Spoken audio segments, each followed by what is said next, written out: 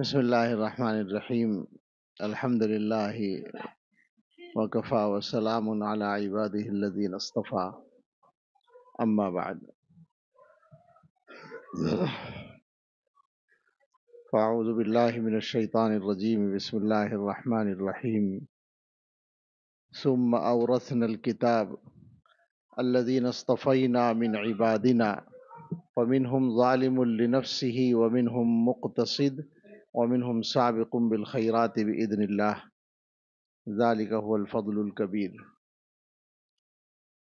صدق اللہ العظیم قال رسول اللہ صلی اللہ علیہ وسلم لا يزال الله يغرس في هذا الدين غرسا يستعملهم في طاعته او كما قال عليه الصلاة والسلام سبحان ربك رب العزة عما يصفون وسلام على المرسلين والحمد لله رب العالمين اللهم صل على سيدنا محمد وعلى آل سيدنا محمد مبارک وسلم۔ میرے دوستوں نے مولانا مفتی سلمان صاحب اور مولانا مفتی طاہا صاحب انہوں نے جو کچھ فرمایا اس کے ذمہ دار یہ ہیں۔ ظاہر ہے کہ ہر آدمی اپنی بات کا خود ہی ذمہ دار ہوتا ہے، میں تصدیق نہیں کر سکتا اور میرا حال بھی تصدیق نہیں کرتا، لیکن میری سعادت ہے یہ بھی کہ آپ کے درمیان حاضر ہوں اور یہ بھی کہ میں پڑھتا پڑھاتا ہوں، دارالعلوم دیوبند سے نسبت رکھتا ہوں، حضرت سے نسبت رکھتا ہوں، تو یہ اللہ تعالیٰ کا انعام ہے۔ اور کل میں نے ایک بات کہی کہ چونکہ اللہ تعالیٰ اس کائنات کے مالک ہیں، خالق اور مالک ہیں، ان کا پورا اختیار ہے، تو ان کی مرضی ہوتی ہے کہ جس آدمی کو چاہے جہاں وہ بٹھا دیں۔ اس کا یہ مطلب وہ آدمی سمجھنے لگے کہ میں زیادہ بہتر ہوں، یا یہ کہ مجھ سے جو میرے علاوہ جو لوگ اس جگہ نہیں ہیں وہ مجھ سے کچھ کم ہیں، یہ اس کی بے وقوفی ہوگی۔ وہ صرف اللہ تعالیٰ کی تقسیم ہے اور حکمت ہے۔ جیسے کوئی آدمی اپنے گھر میں اپنے سامان کے بارے میں اختیار رکھتا ہے، آپ کے گھر میں جو سامان ہے تو اس کی سیٹنگ کیسے کرنی ہے یہ آپ کی مرضی ہے، بیڈ کہاں ڈالنا ہے اور فریج کہاں رکھنا ہے اور صوفہ سیٹ کہاں رکھنا ہے اور جو چھوٹی چیزیں ہیں ان کو کہاں رکھنا ہے، یہ آپ کا اختیار ہوتا ہے، آپ اپنی سہولت اور ضرورت کے اعتبار سے انتخاب کر لیتے ہیں۔ اللہ تعالیٰ کو کسی چیز کی ضرورت نہیں ہے، لیکن اللہ تعالیٰ کے بندوں کو ضرورت ہے اور اللہ کی حکمتیں ہوتی ہیں، اس حکمت کے تحت آدمیوں کو اللہ تعالیٰ رکھ دیتے ہیں۔ تو اگر کسی کو کوئی سعادت اللہ نے عطا فرمائی ہے تو شکر بھی اسی لیے لازم ہوتا ہے۔ شکر تو اللہ کا ہر بندے پر ہر حال میں لازم ہوتا ہے، لیکن جن لوگوں پر ان کی نااہلی کے باوجود نعمتوں کا فیضان زیادہ ہو ان پر شکر زیادہ ہوتا ہے۔ ہمیں اللہ تعالیٰ سے معافی مانگنی چاہیے، ہم شکر ادا نہیں کر سکتے، کر نہیں پاتے، اور اللہ سے دعا کرتے ہیں کہ اللہم اعنا علی ذکرک و شکرک و حسن عبادتک۔ اللہ تعالیٰ کا ہی یہ معاملہ ہے کہ کس کام کے لیے اور کس چیز کے لیے کس کا انتخاب کریں۔ یہ بات تو بتانے کی ضرورت نہیں ہے کہ جو ہمارا علم ہے، یعنی جس علم سے ہماری نسبت ہے، دین کا علم، قرآن کا علم، اس کا مقام کیا ہے یہ آپ کو معلوم ہے۔ کبھی کبھی ایسا شبہ ہوتا ہے کہ جیسے ہمارے مسلمانوں کے ماحول میں ہماری یہ بات کوئی زبردستی کی بات ہو۔ ذرا سے اس کو واضح کرنا پڑے گا کہ جو عام ماحول ہے اس ماحول میں قدر و قیمت خاص طور سے دلوں میں تو اس کی بہت زیادہ نہیں ہے۔ جن پیشوں کا یا جن علوم کہہ لیجئے، فنون کہہ لیجئے، ان کا تعلق انسان کی دنیا کی ضرورتوں کی تکمیل سے ہے، ان کی اہمیت ہے۔ ابھی چند دن پہلے ایک جگہ میں نے دیکھا، ایک جلسے میں ایک جو جلسہ چلانے والے تھے انہوں نے ایک مقرر کا تعارف کرایا، اور اس میں انہوں نے ان کے بارے میں یہ بتایا کہ یہ قرآن کی ایسی اور ایسی خدمت کرتے ہیں. وہ واقعتاً مشہور ادارہ ہے، اس لیے نام نہیں لے رہا ہوں میں. بہت بڑی خدمت کرتے ہیں قرآن کی، اور بھی ان کے بہت سارے کام ہیں. ناظم جلسہ یہ کہہ رہے تھے کہ سارے کام، بڑے بڑے کام کرتے ہیں، مگر کمال یہ ہے کہ اپنے آپ کو صرف خادم قرآن کہتے ہیں. تو مجھے ایسا لگا کہ وہ غریب جو کچھ لوگوں سے کہنا چاہتا ہے اس کے خلاف خود اس کے ذہن میں ہے، غیر شعوری طور پر. یعنی وہ یہ سمجھ رہا ہے کہ یہ کوئی بڑا لقب اپنے لیے نہیں اختیار کرتے. اللہ کے بندے، اس سے بڑا کیا لقب ہو سکتا ہے، یا اس سے بڑا کیا کام ہو سکتا ہے. یہ گویا ایک وہ ہے، میرا مقصد بتانا کہ ذہنیت ہے، سوچ ہے عمومی طور پر. لیکن بہرحال ہمارا کام یہ ہے کہ ہم کسی بھی مضمون کی غلطی کو جہاں تک ٹھیک کر سکتے ہوں کریں. تو ہم قرآن و حدیث کی روشنی میں بات کر سکتے ہیں. قرآن کریم سے جو معلوم ہوتا ہے وہ یہ کہ اللہ تعالیٰ کی طرف سے یوں تو جو بھی نعمت کسی کو دی جاتی ہے وہ اللہ کا اختیار ہے، لیکن اللہ تعالیٰ نے 3 نعمتوں کا ذکر قرآن میں یا حدیث میں ہوا ہے انتخاب کے طور پر، یعنی جیسے باقاعدہ چنا جاتا ہو. ایک تو انبیاء علیہم السلام کا، اللہ اعلم حیث یجعل رسالتہ، اللہ یصطفی من الملائکۃ رسلا ومن الناس. اللہ تعالیٰ انسانوں میں سے اور فرشتوں میں سے اپنے پیغام پہنچانے والوں کا انتخاب کرتے ہیں. تو یہاں استفاء کا لفظ ہے، منتخب کرنا. اچھا، استفاء کا لفظ جو ہے وہ معمولی چیزوں کے منتخب کرنے میں استعمال نہیں ہوتا عربی زبان میں. جو مزاج ہے اس سے معلوم ہوتا ہے کہ کسی بڑی چیز کے لیے انتخاب ہو تو استفاء کہا جاتا ہے. چن لینے کا مفہوم ہے اصل میں اس کے اندر. تو چن لینا تو کسی اچھی چیز کا ہی ہوتا ہے. آپ کو اختیار دیا جائے کہ دیکھو یہ مثلا یہاں 10-5 یہ چیزیں عطر ہیں مثلا، اب اس میں سے تم انتخاب کر لو، تو جو تمہیں اچھا لگے وہ چن لو، یہ استفاء کہلائے گا. تو اللہ یستفی، نبوت کے لیے اللہ تعالیٰ استفاء یعنی انتخاب کرتے ہیں. ایک انتخاب ہے پیغمبروں کی صحبت کے لیے، خاص طور سے خاتم النبیین سید الاولین والآخرین صلی اللہ علیہ وسلم کی صحبت کے لیے. اس کا تذکرہ حدیث میں صراحتاً اسی لفظ کے ساتھ ہے. حضرت عبداللہ ابن مسعود رضی اللہ عنہ کا جو ارشاد ہے حضرات صحابہ کے بارے میں، اس میں ہے کہ اصطفاہم اللہ لصحبت نبیہ ولاقامت دینہ. یہ دوسرا انتخاب ہے. اور ایک انتخاب وہ ہے جو میں نے آیت پڑھی ہے، ثم اورثنا الکتاب الذین اصطفینا من عبادنا، پھر ہم نے وارث بنایا کتاب کا اپنے ان بندوں کو جنہیں ہم نے منتخب کیا. آپ کو معلوم ہے، جو تفسیر پڑھ چکے ہیں بچے اور علماء تو جانتے ہی ہیں کہ اس آیت کی تفسیر میں ایک قول تو یہ ہے کہ اس سے تمام مسلمان مراد ہیں جن کو اللہ نے قرآن دیا ہے، یعنی قرآن پر ایمان لانے کی توفیق دی ہے، تو گویا ان کو قرآن کا وارث بنایا ہے. اور اس اعتبار سے تمام مسلمان انتخاب کے دائرے میں آ گئے. اور بلا شبہ یہ بھی صحیح ہے بالکل کہ اللہ تعالیٰ نے قرآن کی نعمت دی اور اس پر ایمان کی توفیق دی. اس پر ایمان کے لیے گویا مسلمانوں کا انتخاب فرمایا.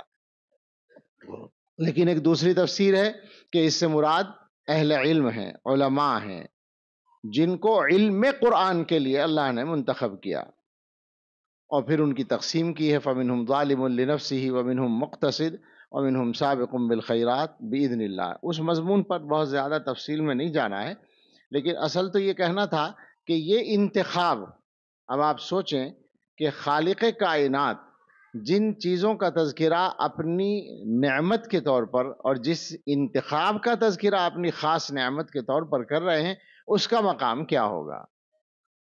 یہاں سے ہمیں اپنا ذہن صحیح کر لینا چاہیے، اپنی سوچ کو صحیح کرنا چاہیے.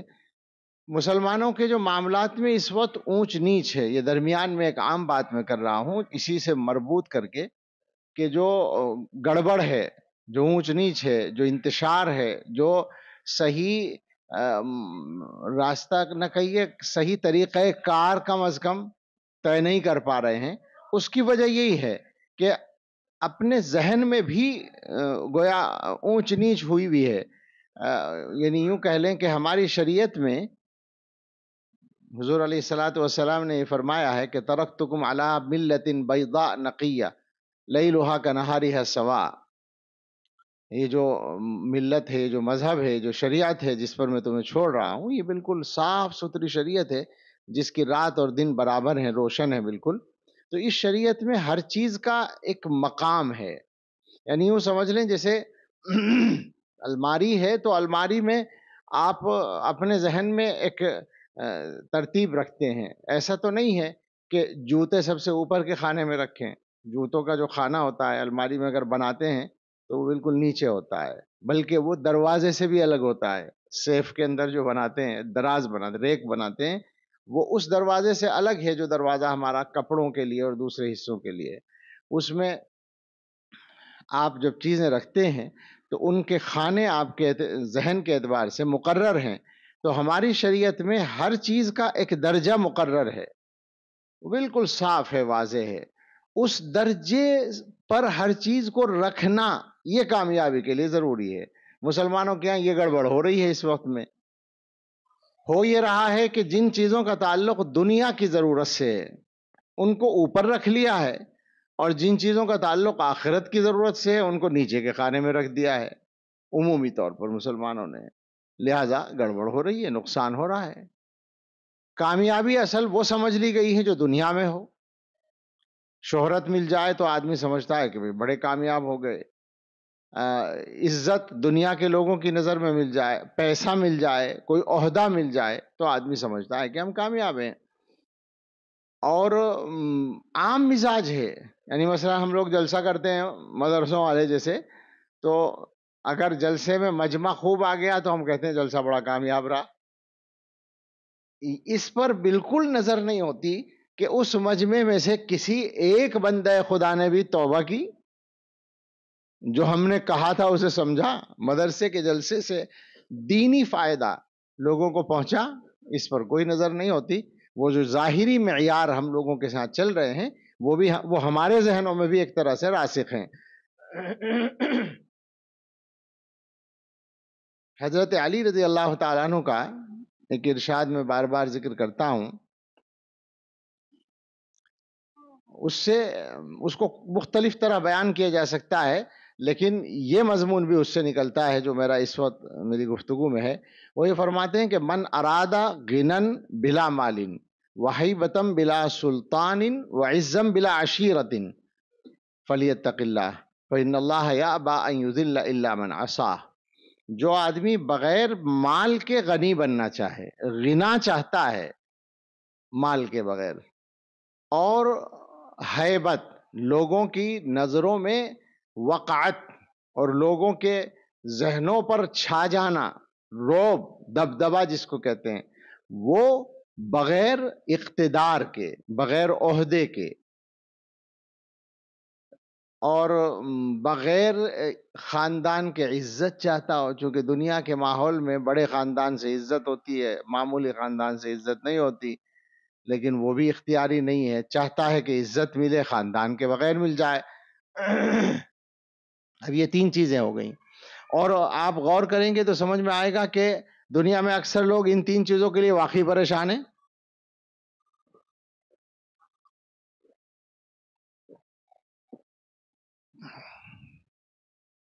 یہ میری بھول ہے کہ میں نے پہلے پانی نہیں پیا، ورنہ آسانی ہوتی.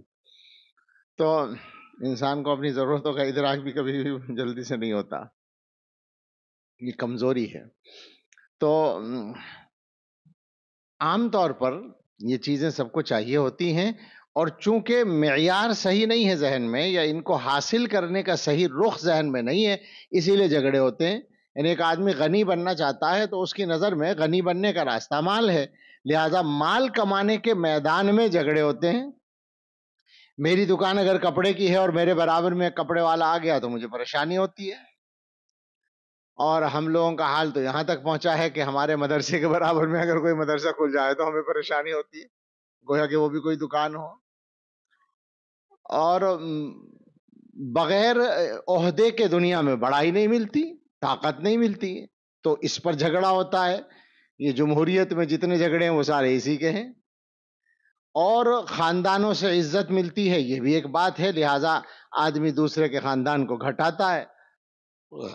اگر یہ پتہ چل جائے کہ ان سب چیزوں کا راستہ اپنے اختیار میں ہے، جو اصل راستہ ہے، تو جھگڑے ختم ہو جائیں گے۔ حضرت علی رضی اللہ تعالیٰ عنہ فرماتے ہیں، بغیر مال کے جسے غنا چاہیے، اور بغیر اقتدار کے جسے ہیبت چاہیے، اور بغیر خاندان کے عزت چاہیے، اسے چاہیے کہ وہ تقوی اختیار کر لے، اللہ سے ڈر کر زندگی گزارے۔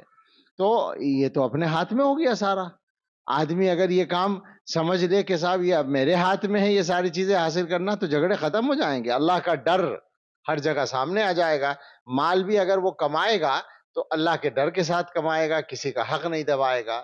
عہدہ بھی اگر اس کو ملے گا تو وہ طلب نہیں کرے گا، چونکہ اللہ کا ڈر ہے، اور اس کے لیے جھگڑے گا نہیں، اور خاندان کی بنیاد پر کسی کو حقیر نہیں سمجھے گا اور اپنے کو بڑا نہیں سمجھے گا، چونکہ اللہ کا ڈر ہوگا۔ تو ہماری شریعت میں یہ کہنا چاہتا تھا کہ ہر چیز کا چونکہ ایک درجہ مقرر ہے، مسلمان اپنے ذہن کو اس کے اعتبار سے ٹھیک کر لیں تو کام بھی ٹھیک ہو جائیں گے۔ جو گڑبڑ ہو رہی ہے وہ اسی وجہ سے ہو رہی ہے، اسی وجہ سے ایمان کے مسئلے پیدا ہو رہے ہیں۔ ہمارا زمانہ جو ہے اس میں جس انداز سے فتنوں نے منہ کھولا ہے، تو بعض مرتبہ تو ایسا احساس ہوتا ہے جیسے ہم لوگوں کو ابھی بھی پورا ادراک نہیں ہے کہ کیا کیا مسائل ہمارے لیے کھڑے ہو چکے ہیں۔ ہم لوگ بات تو کرتے ہیں اس طرح کے موضوعات پر، اور جو ہم میں حساس لوگ ہیں وہ محسوس کرتے بھی ہیں، لیکن اللہ جانے فتنوں کی حقیقی نوعیت کا ہم سب کو ادراک ہوتا ہے یا نہیں، ڈر لگتا ہے۔ یہ فتنے جو ہیں ان کا مقابلہ ہمارے پاس کسی نئی چیز سے نہیں ہوگا، ہمارے پاس سب کچھ پرانا ہے، تو اسی کے ذریعے سے ہمیں اس کا مقابلہ کرنا ہے، وہ دین کا اور قرآن کا علم ہے۔ تو مجھے تو عرض یہ کرنا تھا کہ دنیا کی ضرورتوں کو اور اس کے حاصل کرنے کے جو ذرائع ہیں ان کو آدمی آگے لے کر چل رہا ہے، تو جھگڑے ہو رہے ہیں اور فتنے پیدا ہو رہے ہیں۔ اور اگر یہ ذہن صحیح ہو جائے، ہمارے طلبہ اس طرح کی باتیں سنتے ہیں تو ان کو بھی کبھی کبھی پریشانی ہوتی ہے، الجھن ہوتی ہے، وہ یہ سوچتے ہیں کہ یہ واعظ کا ہر ایک ارشاد وجہ تقریر بہت دلچسپ، مگر اگلا شعر یہاں مجھ پر تو فٹ ہوتا ہے لیکن مضمون وہ نہیں ہے۔ کہنا یہ ہے کہ بھائی تم نے جو کہا ٹھیک ہے، مگر کھائیں گے کہاں سے، پیسہ کہاں سے آئے گا، طالب علم یہ سوچتا ہے۔ تو دو باتیں سمجھ لیں، ایک بات تو یہ کہ یہ آپ کے اس زمانے کے ماحول نے آپ کے ذہنوں میں یہ سوال پیدا کیے ہیں۔ میں اپنی بات کہتا ہوں، انتہائی معمولی درجے کا آدمی، معمولی طالب علم، اور میری فراغت کو مشکل سے 36-37 سال ہو رہے ہیں، 1408 2 مرتبہ میں نے دورہ پڑھا، تو 7 میں پڑھا، پھر 8 میں پڑھا، تو اب گویا 37 سال پہلے ہم فارغ ہوئے۔ ہم آپ کو قسم کھا کے بتا سکتے ہیں کہ طالب علمی کے آخری دن تک بھی یہ ذہن میں نہیں تھا کہ کیا کمائیں گے، کہاں سے کمائیں گے، بالکل نہیں تھا۔ تو کچھ یہ اپنے بڑوں کی تربیت کا ہوگا فائدہ، والد رحمۃ اللہ علیہ کی اور دوسروں کی، لیکن ماحول بھی ٹھیک تھا۔ اس زمانے میں پنجم پڑھنے والا طالب علم بھی پریشان ہے کہ میں فارغ ہونے کے بعد کیسے کماؤں گا، اور کتنا کماؤں گا، اور کتنی تنخواہ ہوگی، اور اس سے کیسے کام چلے گا، وہ پریشان ہے۔ ایک تو ماحول بدلا ہے اور سوچ بدل رہی ہے۔ اسی کے ساتھ دوسری بات یہ جوڑ لیں کہ آپ کم از کم عام مسلمانوں سے زیادہ مضبوطی کے ساتھ یہ بات جانتے ہیں کہ الرزق مقسوم، تو مقرر ہے وہ، اور شریعت نے آپ کو کسی بھی کام سے روکا بھی نہیں ہے۔ آپ اپنے روزگار کے لیے اگر کچھ کرنا چاہیں گے تو کوئی پابندی بھی نہیں ہے، لیکن وہ مقصد تو نہیں ہے، ذریعے کے طور پر آپ کو اختیار کرنا ہے، سبب اختیار کرنے کا شریعت کا حکم ہے، اور اس سبب کے اختیار کرنے کے بعد کتنا ملے گا یہ اللہ تعالیٰ کے اختیار میں ہے۔ آپ اگر اپنے کام کو ٹھیک کر لیں گے، جو اپنا کام ہے اصل تحصیل علم کا اور اس پر عمل کا، تو وہ والا کام آپ کا آسان ہو جائے گا۔ میں بار بار سناتا ہوں، شیخ الحدیث حضرت مولانا زکریا صاحب رحمۃ اللہ علیہ کا مشہور ان کا قول ہے، لکھ بھی رکھا ہے انہوں نے، کہ میں تو دعا کرتا ہوں کہ اللہ ضرورت کوئی اٹکے نہ اور پیسہ جمع ہوئے نہ، پیسہ جمع نہ ہو اور ضرورت کوئی نہ رکے۔ میں سوچا کرتا ہوں کہ یہ حضرات کتنے چالاک کلفظ بے ادبی ہے، لیکن چالاک ہی ہوتے ہیں۔ یہ جو اللہ والے ہیں، بڑے لوگ ہیں، ان کی چالاکی کو کوئی نہیں پہنچ سکتا۔ اس سے زیادہ بڑی چالاکی کیا ہوگی کہ پیسہ جمع کرنے کی جھنجٹ سے بھی حفاظت ہے اور کام سارے ٹھیک ہونے ہیں، کام سارے پورے ہونے ہیں۔ تو ہوتے تھے، واقعتاً ہوتے تھے اور ہوتے ہیں، ایسے لوگوں کے اب بھی ہوتے ہیں، اسی طرح سے ہوتے ہیں۔ یہ پیسہ کمانا بری بات نہیں ہے، مگر مصیبت کی بات تو ہے۔ وہ جو بھی آدمی پیسہ کمانے میں محنت کر رہا ہے، وہ بیچارہ ایک بڑی مشقت اٹھا رہا ہے۔ پوچھو، یہ تو پیسہ کمانے کا دارالحکومت ہے جہاں ہم بیٹھے ہیں ممبئی میں، تو یہاں تو ہر آدمی سے آپ پوچھ سکتے ہیں کہ کتنا مشکل کام ہے۔ اور یہاں وہ جو بھی آدمی ہے، چاہے وہ کم کمانے والا ہے یا زیادہ کمانے والا ہے، اسے اپنے گھر والوں کو پوچھنے کی فرصت نہیں ہے، تو مشقت اٹھاتا ہے، وہ قابل رحم ہے۔ اور یہ جو اللہ والے لوگ ہیں، یہ مزے کرتے ہیں، انہیں کوئی فکر ہی نہیں ہے، نہ کمانے کی نہ خرچ کرنے کی، اور ضرورتیں ساری پوری ہوتی ہیں۔ میں نے کل وہاں سنایا کہ شیخ الحدیث رحمۃ اللہ علیہ آخر میں جب تشریف لائے تھے، یعنی آخر زمانے میں مدینہ طیبہ رہنے لگے تھے زیادہ تر، تو وہ آئے ہوئے تھے سہارنپور، ہم نے بھی اس وقت زیارت کی، 1402 کی بات ہے یہ۔ تو اس وقت لائن لگ کر زیارت ہو رہی تھی، کمزوری تھی بہت زیادہ، لیٹے ہوئے تھے۔ تو ایک دن ایسا ہوا کہ طبیعت زیادہ نازک ہو گئی اور ایسا خطرہ ہوا کہ کہیں وفات نہ ہو جائے۔ اچھا، ان کی ساری عمر کی تمنا تھی کہ مجھے مدینے میں موت آئے اور وہیں تدفین نصیب ہو۔ تو اب یہاں یہ مشورے ہو رہے تھے کہ اس حالت میں سفر بھی نہیں کرا سکتے، کیسے لے جائیں؟ تو مولانا عبدالحفیظ مکی، اللہ ان کے درجے بلند کرے، وہ اس وقت وہ جوان ہی تھے، انہوں نے کہا کہ اگر 20 لاکھ روپیہ خرچ کر کے لے جانا ممکن ہوا جہاز سے تو میں لے جاؤں گا۔ اس وقت 20 لاکھ روپے اب کے تو کروڑوں، کئی کروڑ بن جائیں گے 40-45 سال پہلے۔ تو مطلب یہ کہ بستر پہ پڑے ہیں، ہلنے کی بھی طاقت نہیں ہے، لیکن خواہشیں ساری پوری ہونے کا انتظام اللہ کی طرف سے مقرر ہے۔ تو اپنا کام اگر صحیح کر لیں گے، اپنا کام یعنی اللہ تعالیٰ کی طرف سے جو ڈیوٹی مقرر ہے۔ میں نے حدیث پڑھی ہے، حضور علیہ الصلاۃ والسلام نے ایک بات فرمائی ہے، وہ بات ہم سب کے لیے بشارت ہے اور ذمہ داری بھی مقرر کرتی ہے کہ اللہ تعالیٰ اس دین کے سلسلے میں پود لگاتے رہیں گے۔ ایک حدیث میں غالباً الی یوم القیامہ کا لفظ بھی ہے، یعنی قیامت تک یہ سلسلہ جاری رہے گا، جن کو اپنی طاعت میں استعمال کریں گے۔ اللہ تعالیٰ قیامت تک پود جانتے ہیں نا، چھوٹے چھوٹے پیڑ جو دوسری جگہ لے جا کر لگائے جاتے ہیں، یعنی پہلے ان کو ایک زمین میں بیج ڈال کر اگا لیا جاتا ہے، اور جب وہ چھوٹے سے ہوتے ہیں، یعنی وہ اس لائق ہو جاتے ہیں کہ اب یہاں سے اٹھا کر دوسری جگہ لگایا جا سکے، حقیقت میں وہ پود کہلاتی ہے۔ طلبہ کا بھی تو یہی ہوتا ہے کہ یہاں پڑھنے کے بعد اب اس لائق ہو گئے کہ ان کو اٹھا کر وہاں لگا دیا جائے جہاں مستقل رہنا ہے، اور وہاں جا کر یہ مرجھائیں گے نہیں، ان کے پاس اتنا علم آ گیا تو پھر لگا دیا جاتا ہے۔ بالکل ایسا لفظ ہے، قرآن و حدیث میں تو ہر لفظ اپنے صحیح محل پر استعمال ہوتا ہے۔ تو حضور علیہ الصلاۃ والسلام نے یہ لفظ بولا کہ اللہ تعالیٰ پود لگاتے رہیں گے گویا قیامت تک، جن کو اپنی طاعت میں استعمال کریں گے۔ پیش کرو میرے بیٹے اپنے آپ کو اللہ کی طاعت میں استعمال کرنے کے لیے، روٹی بھی مل ہی جائے گی، کوئی کمی نہیں آئے گی، کوئی کمی نہیں آئے گی۔ اللہ تعالیٰ کا جو دین ہے، جس کے بارے میں اللہ کا فیصلہ ہے کہ یأبی اللہ الا ان یتم نورہ واللہ متم نورہ، اس کے لیے جو لوگوں کی خواہش ہے یا شیطان کی طاقتوں کی خواہش ہے کہ یریدون لیطفئوا نور اللہ بافواہہم، وہ محنت ان کی چل رہی ہے، اس کے مقابلے کے لیے جو اللہ کے نور کا اتمام ہے اور اللہ تعالیٰ کے نور کی بقا ہے، اس کو بجھنے دینے سے بچانا ہے، وہ کس کی ذمہ داری ہے؟ وہ اسی پود کی تو ذمہ داری ہے نا۔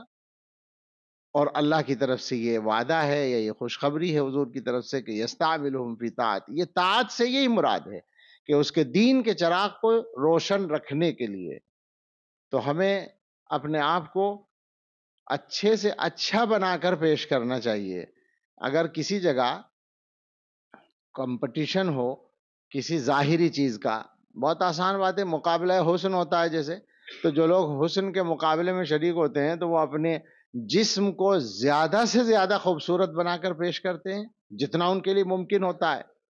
تو یہاں مسئلہ ظاہری حسن کا تو نہیں ہے، یہاں تو اندر سے پیش کرنا ہے، جو نظر نہیں آئے گا کسی کو سوائے اس کے جس کے لیے کریں گے، اور وہ سب کچھ جانتا ہے، علیم بذات الصدور ہے. اس کے سامنے دل کو پیش کرنا ہے، اس کے سامنے اندر کی صفات کو پیش کرنا ہے، اس کو زیادہ سے زیادہ بہتر کر کے اللہ کے سامنے پیش کر دیں تو اللہ تعالیٰ انتخاب کر لیں گے، اللہ تعالیٰ استعمال فرما لیں گے. یستعملہم فی طاعتی. بس مجھے اپنی بات ختم کرنی چاہیے، میرے پاس کوئی نئی بات تو ہے نہیں، پرانی باتیں ہم دہراتے ہیں اپنے بڑوں کی اور قرآن و حدیث کی، اور یہ علماء آپ کو پڑھاتے ہیں ماشاءاللہ، ان حضرات سے آپ استفادہ کریں. ایک چیز یہ بھی ہوتی ہے کہ عموماً یہ ہوتا ہے کہ اپنے قریب کی چیز کی قدر نہیں ہوتی، تو اس سے بچیں.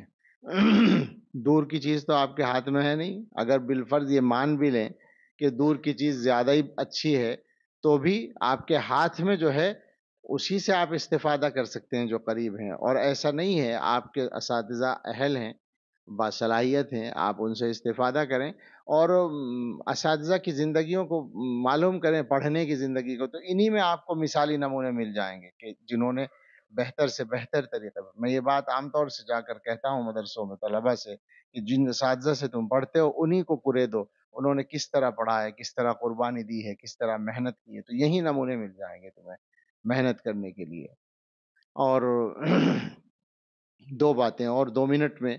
ایک تو یہ کہ ہم سب کو اس زمانے میں بھی اور ہر دور میں ضرورت رہی ہے، اس زمانے میں بھی ہے کہ صحیح راستے کو پہچان کر اس پر قائم بھی رہیں اور اس پر لوگوں کو لانے کی فکر بھی کرتے رہیں، اور اس کا اظہار بھی ہمارے عمل سے اور ہماری زبان سے ہو، اس کی ضرورت ہے.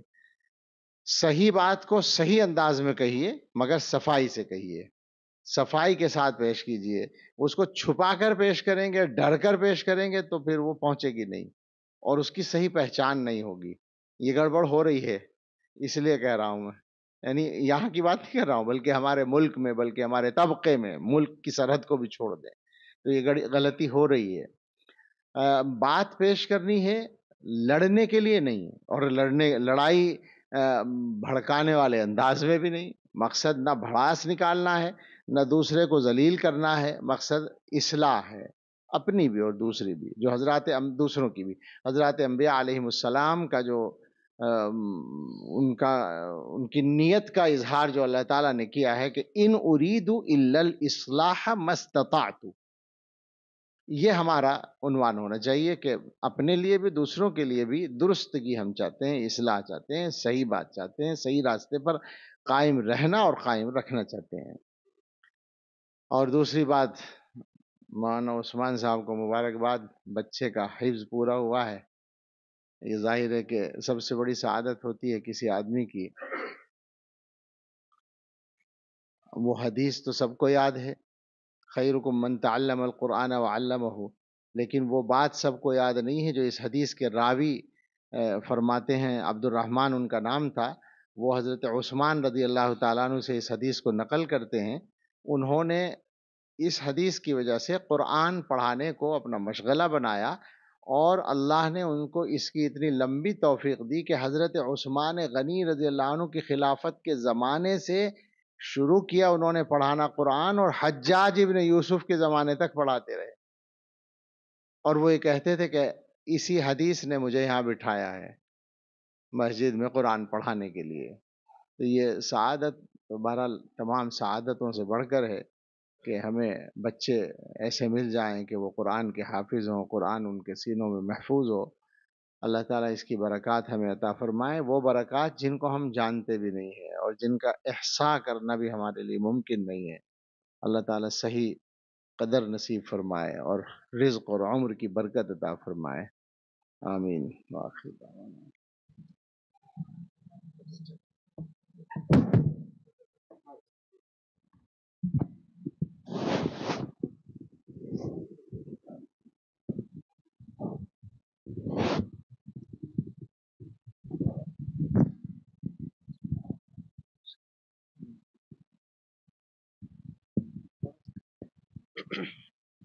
أعوذ بالله من الشيطان الرجيم. بسم الله الرحمن الرحيم.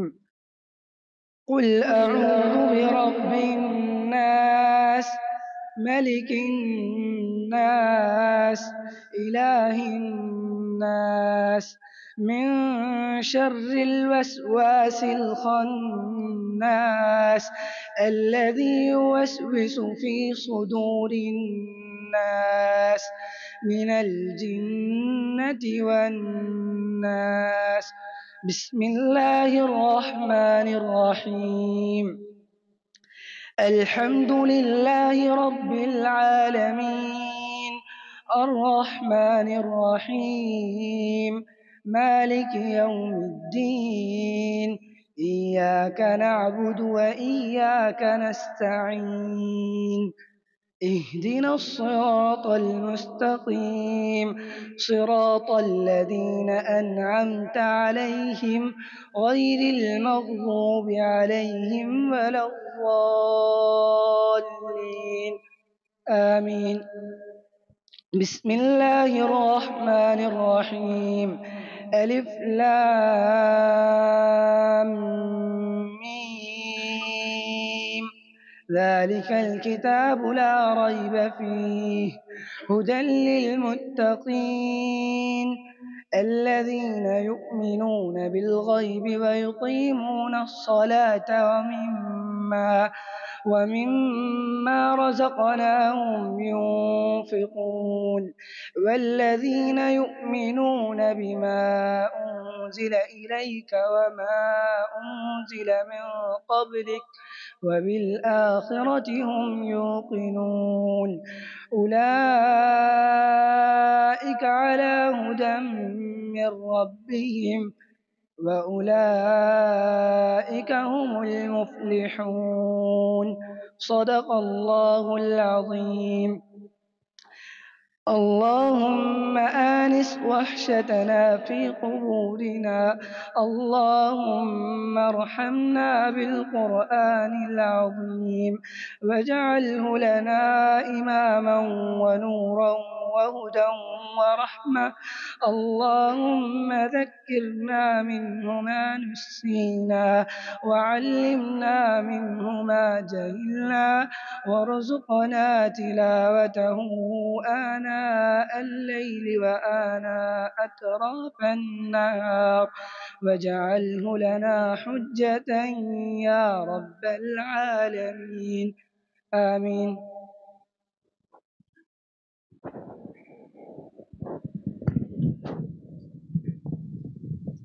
وہ کم کر دیجیے گا اپنے بعد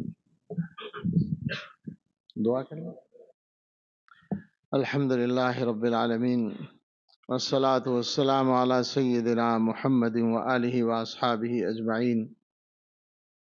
ربنا آتنا في الدنيا حسنة وفي الآخرة حسنة وقنا عذاب النار.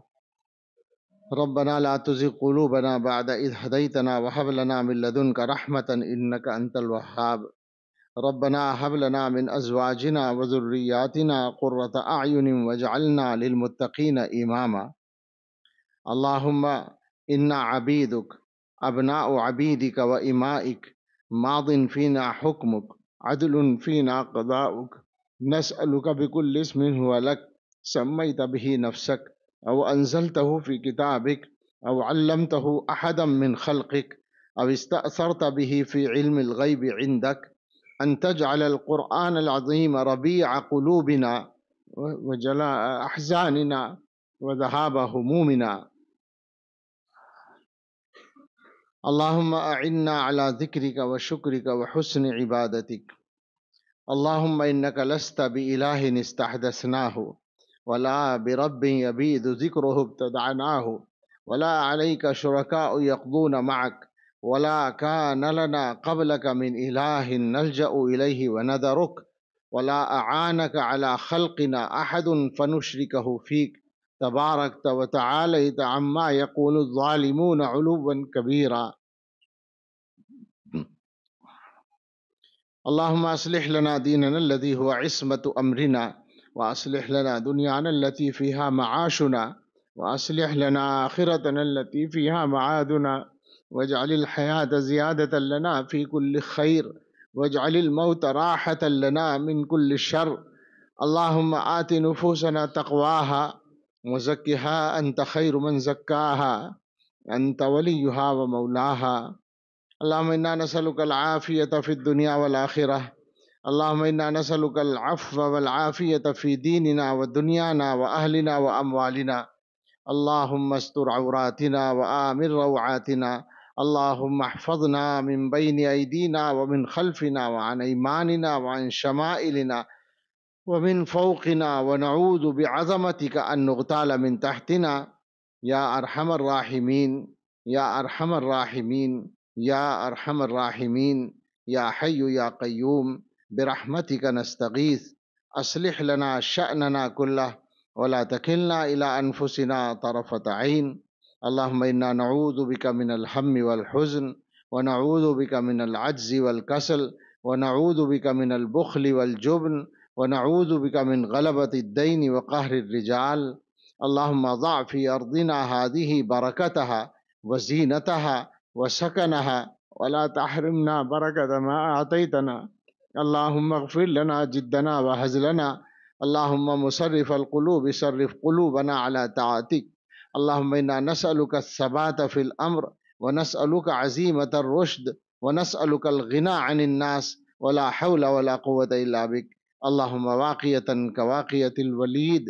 اللهم إنا نعوذ بك من شر الأعميين السیل والبعیر الصعول۔ اللہ یہ ساری دعائیں ہم سب کے لیے، ہمارے اہل ویال و متعلقین کے لیے اور ساری امت کے اہل ایمان کے لیے قبول فرمائیے۔ اے اللہ ہم سب کو اپنے اچھے بندوں میں شامل فرمائیے، ہمیں جسمانی اور روحانی بیماریوں سے شفا عطا فرمائیے۔ اللہ ہم سب کے کاموں میں آسانی عطا فرمائیے۔ اللہ اس بچے کو اور ان تمام بچوں کو اور ہم سبھی کو علم نافع اور رزق واسع عطا فرمائیے۔ اے اللہ ہم سب کے لیے اور ہمارے اہل ویال و متعلقین کے لیے تمام کاموں میں خیر، برکت، عزت و عافیت و سعادت مقدر فرمائیے، سہولت مقدر فرمائیے، کاموں کی عمدگی مقدر فرمائیے، ہم سب کے کام بنائیے، کام بگڑنے سے بچائیے۔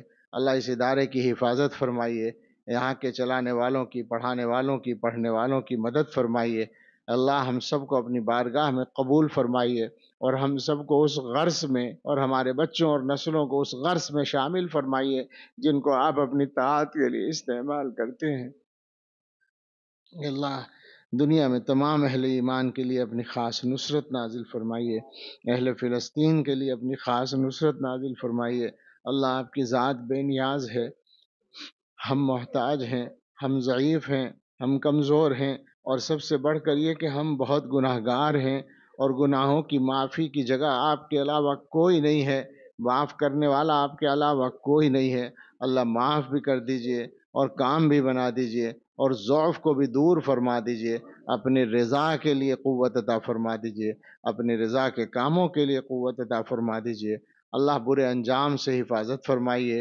اے اللہ ہم سب کے لیے اور ہمارے گھر والوں اور سارے متعلقین کے لیے اور ساری امت کے لیے آنے والے وقت کو گزرے وقت سے اچھا بنا دیجئے، اور سب سے اچھا ہمارے آخری وقت کو بنا دیجئے۔ اللہم انا نسألک خیر المسألة وخیر الدعاء وخیر النجاح وخیر العمل وخیر الثواب وخیر الحیاة وخیر الممات انک علی کل شیء قدیر۔ ربنا تقبل منا انک انت السمیع العلیم وتب علینا انک انت التواب الرحیم، وصلی اللہ علی سیدنا محمد وآلہ واصحابہ اجمعین برحمتک یا